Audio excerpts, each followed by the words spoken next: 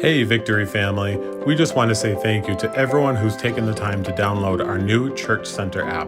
If you haven't been able to do it yet, it's very easy.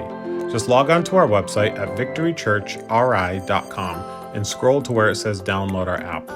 If you have an iPhone, just tap that Apple icon button, or if you have an Android, just tap the Google Play button and it'll take you right to the App Store. Once it's downloaded, or if you already have it, go ahead and open it up.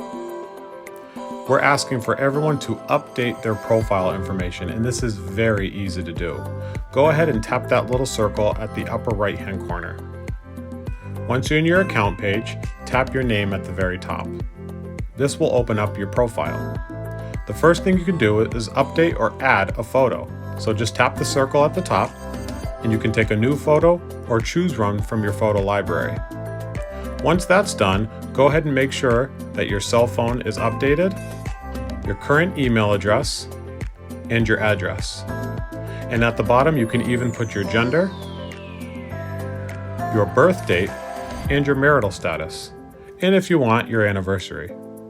Once you've looked everything over, go ahead and tap that update button. In your accounts page, once everything is updated, we will be able to go in and put all of your accounts together into a household.